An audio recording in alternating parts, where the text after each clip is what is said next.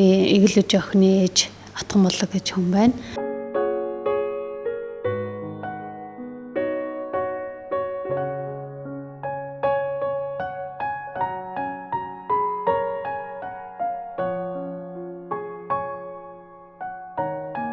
Би 3 хүүхэдтэй. Манай энэ охин маань болохоор 2 дахь охин маань дээр ахтай дараа нэг дүүтэй.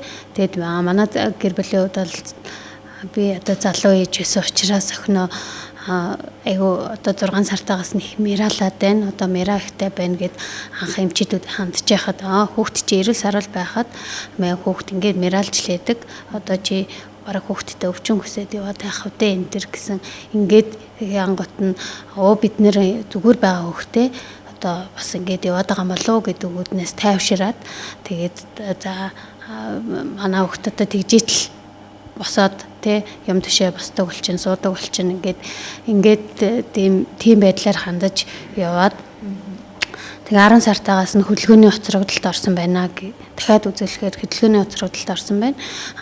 Одоо яг пиц эмчилгээ хийлгээд хөдөлгөөний цэцэлд яваад байвал тэгээл зүгээр болчихно гээл тэгсэн мөн адилхан тэр оншид нь итгээл дахиад л одоо нөгөө хийх ёстой хийх ёстой эмчилгээнүүдийг хийлгээ явж исэн боловч 2 нас хүрэх юм барагтаад нөө за одоо танаа хүүхдүүгээс саажаад эхэлсэн байна. Саажилт болсон байна гэх шиг эмчнэр ямар ч тоохгүй одоо бидэнд яг ингээ хэлж ийсэн тэр үед бол бид ягаад ч охиноод ийм болчихно гэж юусоо бодоогүй одоо ингээд насан туршдаа одоо босч явж сууж чадахгүй ямар нэгэн тэрэгэн зэртээр суугаад юм эсвэл хэвтрийн байдалтай ч юм ийм болчихно гэж юусоо бодож байгаагүй учраас тэр үед бол айгүй хүнд байсан. Тэгээд тэрнээс хойш бол бид хоёр бүхэл боломжоор янз янзын эмчилгээг хийлгээд гадаад дотоод руу ч гэсэн болох өөрийн боломжиндаа яваад эмчилүүлээд тэгээ өдөө зэрэгтэй ямар ч байсан охиноо бол нэг ерөнхий биеийн хөгжил бол эрүүл сарвал сайн тэгээд нэг суудаг ийм болгочоод байгаа. Тэгээд цаажилт гэдэг өвчин маань бол ерөөсөө хүүхдийн хамаг булчин чангалаад булчин ширмсийг бариад ингээд хөдөлгөөн хийх боломжгүй болгочдөг ийм өвчин байд юм байна.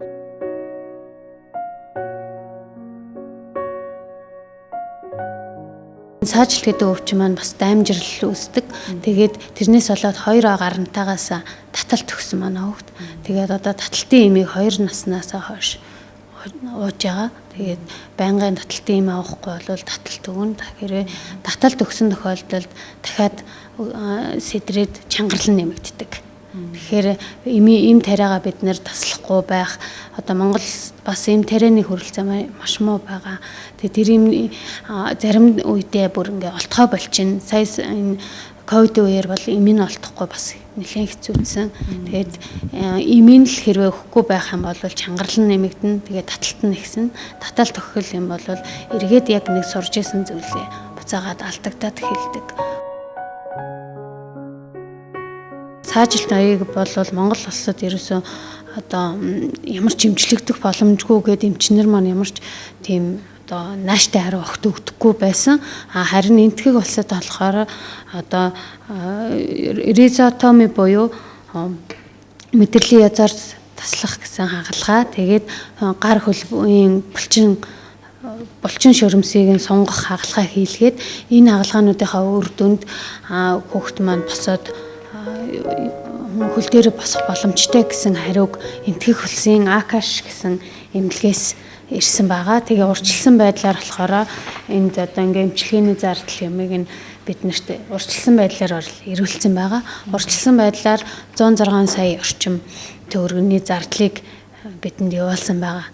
Тэгээд бид одоо энэ энтгэх улсыг зорж очиод энэ хаалгаануудыг хийлгэсэн тохиолдолд хүүхэд маань эрүүл болж одоо явдаг, алхдаг, босдог болох бүрэн боломжтой.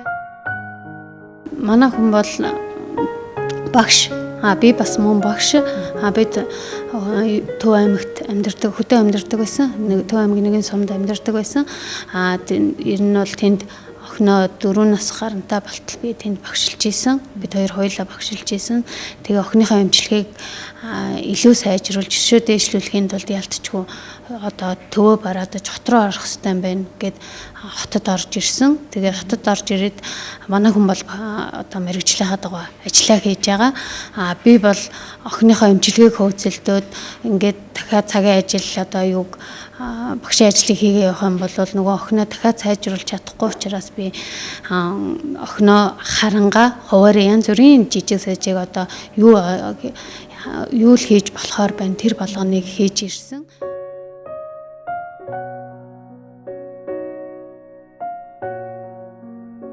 Охины маань хөл дээрээ босож ирээдүйд ихтгэлтэй эх орондоо хэрэгтэй юм хүн болоход та бүгдийн маань энэ сайхан сэтгэл туслана гэдэгт үнэхээр итгэж байна. Тэгээд бид зүгээр сууж байгаа та бүхтээсээ бас тусламж хүсээгүй учраас энэ гоё зохиолын дуучдын хандивын тоглолтыг зохион байгуулсан. Тэгээд энэ тоглолтод маань Монгол Улсын гавьяа жүжигчид соёлын тэргүүний ажилчид оролцсон нийтийн дууны юм тоглолт байгаа. Тэгэхээр энэ тоглолтыг үзэж нэг оройг сайхан өнгөрүүлэнгээ миний охинд хөл дээрээ босох итгэлийг хайрлаач гэж ард түмнээсээ хүсэж байгаамаа.